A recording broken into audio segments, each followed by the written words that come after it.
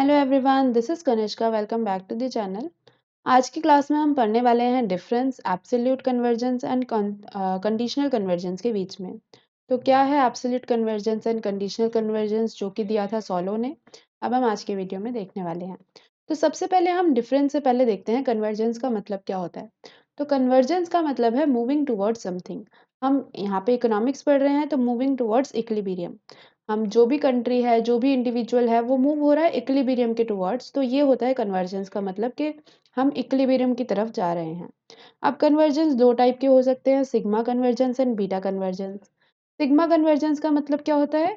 Decline and dispersion of income across countries. अलग अलग countries के बीच में अलग अलग इनकम होती है, मतलब सबका पर कैपिटा इनकम अलग अलग होता है। तो उन कंट्रीज के बीच में इनकम का डिस्पर्जन, डिस्पर्जन मतलब डिफरेंस, तो इनकम का जो डिफरेंस है वो डिक्लाइन हो रहा है, वो धीरे धीरे कम हो रहा है। तो ये इक्वालिटी की तरफ जा रहा है। तो कन्वर्जेंस का मतलब ही वही है कि हम इक्विलिब्रियम की तरफ जा रहे हैं। इक्विलिब्रियम का मतलब इक्वालिटी। तो जितनी भी अलग अलग कंट्रीज में इनकम का डिस्पर्जन है वो डिक्लाइन हो रहा है, वो इक्वालिटी की तरफ जा रहा है। एंड उसी side beta convergence, beta convergence का मतलब होता है poor countries grows faster than rich countries. तो रिच कंट्री का जो पर कैपिटा इनकम है वो अलग होता है, पुअर कंट्री का पर कैपिटा इनकम अलग होता है। पर यहाँ पे बीटा कन्वर्जेंस बता रहा है कि पुअर कंट्री ज़्यादा तेज़ी से ग्रो कर रही हैं रिच कंट्री से। तो यहाँ पे इसका क्या मतलब है कि पुअर कंट्रीज़ का जो डिस्पर्जन है वो ज़्यादा तेज़ी से कम हो रहा है। डिस्पर्जन मतलब जो भी उनकी इनकम में डिफरेंसेस हैं वो ज़्यादा तेज़ी से कम हो रहे हैं। तो मतलब इनइक्वालिटी से इक्वालिटी की तरफ जा रहे हैं। अब यहाँ पे सोलो ने सिर्फ कंसीडर किया है बीटा कन्वर्जेंस को, सिग्मा कन्वर्जेंस को कंसीडर नहीं किया। इन्होंने बोला है बीटा कन्वर्जेंस होगा, इसी से हम इक्विलिब्रियम की तरफ जाएंगे, स्टेडी स्टेट की तरफ जाएंगे। तो बीटा कन्वर्जेंस क्या है? Poor countries grows faster than rich countries. जो पुअर कंट्रीज हैं वो ज़्यादा तेज़ी से बढ़ रही हैं रिच कंट्रीज से। अब ये क्यों होता है हम आगे देखते हैं।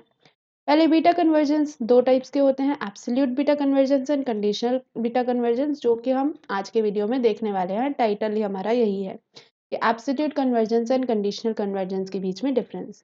तो ये थोड़ी नॉलेज थी इसके ऊपर कि कन्वर्जेंस क्या होता है, कन्वर्जेंस के कितने टाइप होते हैं, सोलो ने किस कन्वर्जेंस को फॉलो किया है। एंड फिर बीटा कन्वर्जेंस के ये टाइप हैं, absolute convergence and conditional convergence.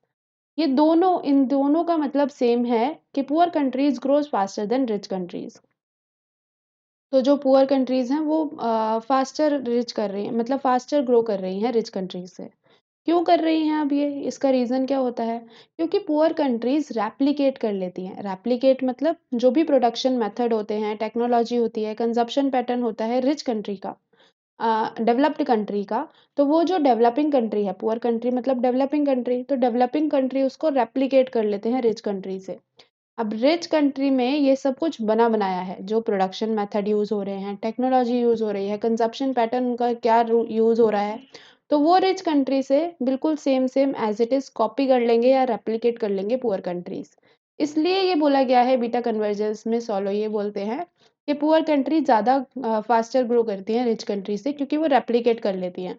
और वहीं अगर रिच कंट्री की बात करें तो रिच कंट्री को अपना पर कैपिटा इनकम बढ़ाने के लिए किसी को रेप्लिकेट करने की ज़रूरत नहीं, क्योंकि उनके कॉरेस्पॉन्डिंग कोई है ही नहीं। तो वहाँ पे ये सब कुछ नए आइडियाज़ लाएँगे, नई टेक्नोलॉजी लाएँगे, तो वहाँ पे रिच कंट्री को काम करना पड़ेगा और वहीं पे पुअर कंट्री सिर्फ़ रेप्लिकेट करके अपना काम कर सकता है एंड रिच कंट्री की तरफ पर कैपिटा इनकम का डिस्पर्जन खत्म कर सकता है। अब हम देखते हैं एब्सोल्यूट कन्वर्जेंस होता क्या है। एब्सोल्यूट एंड कंडीशनल में आप डिफरेंस देखेंगे। तो एब्सोल्यूट कन्वर्जेंस क्या होता है? When different country converge to a common steady state equilibrium. इसका मतलब क्या है कि अलग अलग कंट्रीज एक कॉमन स्टेडी स्टेट इक्विलिब्रियम की तरफ डाइवर्ज कर रहे हैं, कन्वर्ज कर रहे हैं। कन्वर्ज मतलब मूविंग टुवर्ड्स इक्विलिब्रियम। तो यहाँ पे अलग अलग कंट्रीज एक कॉमन स्टेडी स्टेट इक्विलिब्रियम में कन्वर्ज कर रहे हैं। इसका क्या मतलब है आगे हम डायग्राम से भी देखेंगे। तो ये अजम्पशन देख लेते हैं पहले कि ये जो कॉमन स्टेडी स्टेट में डिफरेंट डिफरेंट कंट्रीज कन्वर्ज कर रही हैं एब्सोल्यूट कन्वर्जेंस में, इसका मतलब क्या है कि ये जो कंट्रीज हैं इनके पास सेम टाइप की टेक्नोलॉजी है, सेम टाइप की ग्रोथ ऑफ पॉपुलेशन है, मतलब पॉपुलेशन ग्रो कर रही है सेम रेट पे, और सेम टाइप की प्रोपेंसिटी टू सेव है।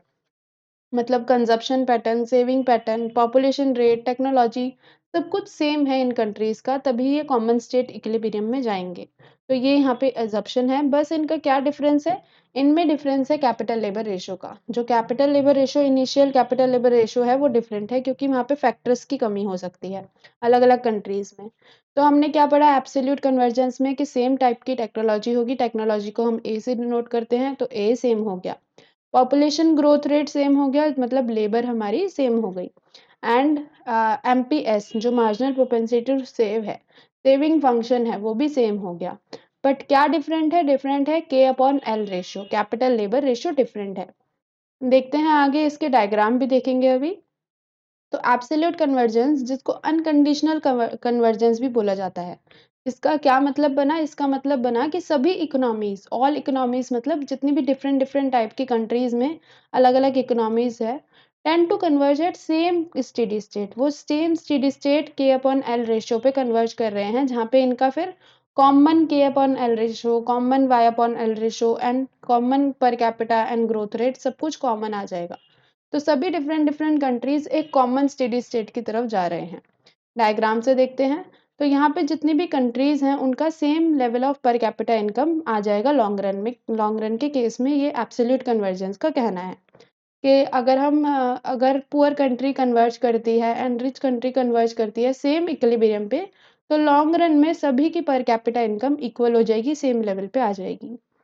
डायग्राम देखेंगे तो हमने वाई एक्सिस पे लिया है output labour ratio and x axis पे लिया है कैपिटल लेबर रेशियो। ये सोलो का ही डायग्राम बना है क्योंकि सोलो की ही आगे फर्दर एक्सप्लेनेशन है एब्सोल्यूट एंड कंडीशनल कन्वर्जेंस की।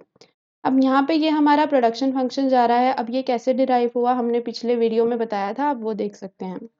एंड यहाँ पे इसका ये इन्वेस्टमेंट फंक्शन जा रहा है एंड यहाँ पे स्ट्रेट लाइन जो है ये डेप्रिसिएशन रेट जा रहा है। तो यहाँ पे हम पुअर कंट्री का कैपिटल लेबर रेशियो देख रहे हैं तो पुअर कंट्री का कैपिटल लेबर रेशियो कम होगा क्योंकि वहाँ पे कैपिटल कम होगी, जो भी फैक्टर्स होंगे कैपिटल लेबर के वो कम होंगे। तो यहाँ पे कैपिटल लेबर रेशियो कम आ रहा है के 1 से हम डिनोट कर रहे हैं। तो इस पॉइंट पे यहाँ पे इनका capital labour ratio and Y1 जो है वो इनका आउटपुट है, यहाँ पे ये प्रोड्यूस कर रहे हैं पुअर कंट्री में। अब देखते हैं रिच कंट्री। तो वही सेम डायग्राम में अब रिच कंट्री का कैपिटल लेबर रेशियो देखेंगे तो वो बहुत हाईएस्ट है क्योंकि यहाँ पे कैपिटल और लेबर जो फैक्टर्स हैं उनकी अवेलेबिलिटी ज़्यादा होगी। तो यहाँ पे कैपिटल लेबर रेशियो K2 से डिनोट किया गया है तो ये हायर है एंड यहाँ पे Y2 से डिनोट किया है आउटपुट लेबर रेशियो। अब आप एक और चीज़ में डिफरेंस देख सकते हैं कि पुअर कंट्री का जो ये जो आउटपुट पर लेबर एंड कैपिटल पर लेबर का रेशो निकला है, इसका जो पॉइंट आ रहा है, इंटरसेक्शन आ रहा है, ये हम इन्वेस्टमेंट फंक्शन पे लेके चल रहे हैं और यहाँ पे जो इनका इंटरसेक्शन आ रहा है वो हम आउटपुट वाले लेवल पे लेके चल रहे हैं, मतलब प्रोडक्शन वाले इंटरसेक्शन में लेके चल रहे हैं। ऐसा क्यों हुआ? क्योंकि जहाँ पे रिच कंट्री है वहाँ पे प्रोडक्शन ज़्यादा होगा एंड यहाँ पे सिर्फ हम सेविंग्स की बात करेंगे कि प्रोडक्शन होने के बाद हमारी कितनी सेविंग बची पुअर कंट्री में, ये बात होती है। तो यहाँ पे जो इन्वेस्टमेंट और सेविंग रेट है जो उस पे हमारा आउटपुट डिटरमाइन होगा एंड यहाँ पे रिच कंट्री में आउटपुट डिटरमाइन होगा हमारे प्रोडक्शन लेवल के अकॉर्डिंग। तो रिच कंट्री का कैपिटल लेबर रेशियो ज़्यादा है एंड जो पुअर कंट्री है उसका कैपिटल लेबर रेशियो कम है K1 पे। अब दोनों डायग्राम को साथ में बनाएंगे तो यहाँ पे स्टेडी स्टेट हम देखते हैं एब्सोल्यूट कन्वर्जेंस में कैसे आती है। तो सबसे पहले हमने देखा K1 जो था वो पुअर कंट्री का कैपिटल लेबर रेशियो था एंड Y1 जो था वो कैपिटल आउटपुट लेबर रेशियो था पुअर कंट्री का एंड रिच कंट्री का वहीं पे K2 जो था वो था capital labour ratio and Y2 जो था वो आउटपुट लेबर रेशियो था। अब यहाँ पे इन्होंने क्या बोला है, एब्सोल्यूट कन्वर्जेंस का डेफिनेशन क्या है कि सभी कंट्रीज का सेम प्रोडक्शन मेथड है, सभी कंट्रीज का सेम टेक्नोलॉजी एंड सभी कंट्रीज में ये जो पुअर कंट्री है रिच कंट्री है, यहाँ पे हमने दो कंट्री लिए हैं तो सभी कंट्रीज की same marginal propensity to save है। बस क्या डिफरेंस है? कैपिटल लेबर रेशियो का डिफरेंस है। तो यहाँ पे कैपिटल लेबर रेशियो अलग अलग आ गए एंड एब्सोल्यूट कन्वर्जेंस क्या बोलता है कि सभी कंट्री मूव करेंगे एक इक्विलिब्रियम पे जिसको हम स्टेडी स्टेट इक्विलिब्रियम बोलते हैं सोलो के केस में। तो यहाँ पे जो पुअर कंट्री थी वो मूव कर गई इस पॉइंट पे एंड जो रिच कंट्री थी वो मूव कर गई इस पॉइंट पे। तो दोनों कंट्रीज आ गए ई पॉइंट पे, यहाँ पे हमारा स्टेडी स्टेट निकलता है। ये सोलो की एक्सप्लेनेशन ही है।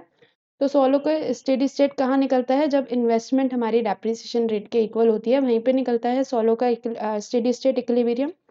तो यहाँ पे हमारा कैपिटल लेबर रेशो के नॉट आ गया, जो दोनों कंट्रीज के बीच में अब कॉमन होगा, क्योंकि दोनों कंट्रीज का स्टेडी स्टेट इस लेवल पे आ गया है। एंड अब हमारी जो पुअर कंट्री है वो भी मूव कर गई है अपवर्ड्स।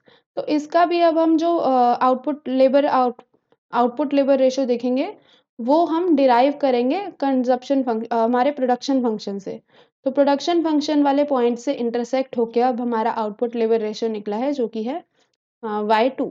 तो यहाँ पे जो क्या मतलब था इसका, कि पुअर कंट्री कन्वर्ज कर गई एंड रिच कंट्री कन्वर्ज कर गई एक स्टेडी स्टेट इक्विलिब्रियम पे। और यहाँ पे आप देख सकते हो कि पुअर कंट्री का गैप बहुत ज़्यादा है एंड रिच कंट्री का गैप कम है। तो वो वाली लाइन भी हमारी जो बीटा कन्वर्जन हमने पढ़ा, वो भी यहाँ पे क्लियर हो गई कि पुअर कंट्री ज़्यादा तेज़ी से कन्वर्स करती है। तो पुअर कंट्री में जो डाइवर्जन होता है वो बहुत तेज़ी से होता है, फास्टर रेट से ग्रो करती है। तो इन कंट्रीज में क्या क्या आइडेंटिकल था, पॉपुलेशन आइडेंटिकल थी, आइडेंटिकल मतलब सेम, तो population rate, technology and marginal propensity to save ये आइडेंटिकल था, सेम था। सोलो क्लेम करते हैं लॉन्ग रन में जाके ये जो कंट्रीज है ये कन्वर्ज करेंगी सेम लेवल ऑफ इक्विलिब्रियम पे। जहाँ पे हमने ई पॉइंट देखा है, ये ई पॉइंट पे सेम लेवल ऑफ इक्विलिब्रियम आ रहा है, स्टेडी स्टेट इक्विलिब्रियम जिसको बोला है सोलो ने। और यहाँ पे same level of capital labour ratio पे आ जाएंगे ये, जो कि है के स्टार। दोनों कंट्रीज जो थी वो के स्टार पे आ गई, एक कॉमन कैपिटल लेबर रेशो पे आ गई हैं। इसका मतलब क्या है, rate of growth is relatively faster in poor countries and rich countries का जो रिलेटिवली स्लोअर है ग्रोथ। तो यहाँ पे हमने देखा कि ये जो गैप है पुअर कंट्री का, ये बहुत ज़्यादा है रिच कंट्री से। तो पुअर कंट्री का जो रेट ऑफ ग्रोथ है वो बहुत ज़्यादा है रिच कंट्री से, एंड सो दैट ये इक्विलिब्रियम पे पहुंच जाएंगे लॉन्ग रन में। अब देखते हैं conditional convergence. Absolute convergence detail में पढ़ लिया, समझ आ गया। अब देखते हैं कंडीशनल कन्वर्जेंस क्या होता है। कंडीशनल बिल्कुल उसके ऑपोजिट होगा और ये बहुत छोटा है, इसमें कोई डायग्राम भी नहीं है। इसमें जो है कंट्रीज के अलग अलग रेट ऑफ पॉपुलेशन होते हैं, मतलब पॉपुलेशन ग्रोथ रेट अलग है, डिफरेंट टेक्नोलॉजी होती है एंड जो एमपीएस है वो भी डिफरेंट है। अब अलग अलग कंट्रीज, अब हमारा रियल लाइफ में तो यही चलता है ना, क्योंकि कंट्रीज में सेम टेक्नोलॉजी तो हो नहीं सकती। जैसे हमने पहले एग्जांपल लिया, पुअर कंट्री में भी सेम टेक्नोलॉजी, रिच कंट्री में भी सेम टेक्नोलॉजी, पर वैसे रियल लाइफ में पॉसिबल नहीं है। तो यहाँ पे हमारी जो पॉपुलेशन रेट है वो भी अलग अलग है, टेक्नोलॉजिकल ग्रोथ रेट है वो भी अलग है, and MPS marginal propensity to save, जो सेविंग फंक्शन है वो भी अलग अलग है कंडीशनल कन्वर्जेंस के बीच में। तो यहाँ पे इसको तभी कंडीशनल बोला गया है कि यहाँ पे कंडीशन लग गई है कि सब कुछ डिफरेंट है। अब ये एज्यूम कर लिया जाता है कि हर एक कंट्री अपने ओन स्टेडी स्टेट पे जाएगी rather देन कॉमन। अब हमने एब्सोल्यूट में क्या पढ़ा कि सभी कंट्रीज अपने कॉमन स्टेडी स्टेट में जाएंगे, एक कॉमन स्टेडी स्टेट इक्विलिब्रियम निकल के आ जाएगा सभी कंट्रीज के बीच में। पर यहाँ पे कंडीशंस लग गई कि सब कुछ तो डिफरेंट है, पॉपुलेशन भी डिफरेंट है, टेक्नोलॉजी भी डिफरेंट है, सेविंग्स भी डिफरेंट है। तो यहाँ पे हम अपने अलग अलग, मतलब एक कॉमन पे नहीं जाएंगे, अलग अलग स्टेडी स्टेट आएगा अलग अलग कंट्रीज के बीच में। तो यही था कंडीशनल कन्वर्जेंस का मतलब। अब इसका कोई डायग्राम इसलिए नहीं बन सकता क्योंकि अलग अलग कंट्री का अलग अलग ओन स्टेडी स्टेट बनेगा, मतलब अलग अलग स्टेडी स्टेट इक्विलिब्रियम बनेगा, तो हम इसका डायग्राम बना नहीं सकते। दीज कंट्रीज, इन कंट्रीज में कोई भी आइडेंटिकल पॉपुलेशन नहीं है, टेक्नोलॉजी और सेविंग्स भी आइडेंटिकल नहीं है, अलग अलग हैं। तो ये कन्वर्ज करेंगे ओन स्टेडी स्टेट में। यहाँ पे अब वर्ड सिर्फ यही अलग है, यहाँ पे कंडीशनल कन्वर्जेंस में आ जाएगा ओन स्टेडी स्टेट, मतलब खुद कंट्री का, एक कंट्री का खुद का स्टेडी स्टेट। एंड एब्सोल्यूट में कॉमन स्टेडी स्टेट, वहाँ पे क्या था, एक कॉमन स्टेडी स्टेट में जा रहे थे सभी कंट्रीज। तो यहाँ पे दोनों का डिफरेंस देख लेते हैं। एब्सोल्यूट को हम अनकंडीशनल भी बोलते हैं एंड एक होता है कंडीशनल कन्वर्जेंस। एब्सोल्यूट कन्वर्जेंस होता है हम कन्वर्ज हो रहे हैं, अलग अलग कंट्रीज कन्वर्ज हो रही हैं स्टेडी स्टेट इक्विलिब्रियम कॉमन में। एंड यहाँ पे कंडीशनल आ जाती हैं, कंडीशंस लग जाती हैं जिससे कि हम डिफरेंट स्टेडी स्टेट पे पहुंचते हैं। आप एक कंट्री अपने खुद के स्टेडी स्टेट पे पहुंचती है। तो यहाँ पे अनकंडीशनल है, मतलब कोई कंडीशंस नहीं है, तो यहाँ पे सेम टेक्नोलॉजी होगी, सेम पॉपुलेशन ग्रोथ है एंड सेम सेविंग फंक्शन भी है। पर यहाँ पे कंडीशंस लग गई, टेक्नोलॉजी भी डिफरेंट है, पॉपुलेशन ग्रोथ रेट भी डिफरेंट है एंड सेविंग भी डिफरेंट है। तो यही था डिफरेंस हमारे एब्सोल्यूट एंड कंडीशनल के बीच में। अब दोनों का मतलब सेम है, जो हमने पढ़ा ना कन्वर्जेंस, कन्वर्जेंस का मतलब यही है बीटा कन्वर्जेंस, कि poor country grows faster than rich countries. अब यहाँ पे कंट्रीज विद लोअर इनकम मतलब पुअर कंट्री, तो वो फास्ट ग्रो करेगी। तो ये हमने पढ़ा एब्सोल्यूट में कि पुअर कंट्री फास्ट ग्रो करेगी।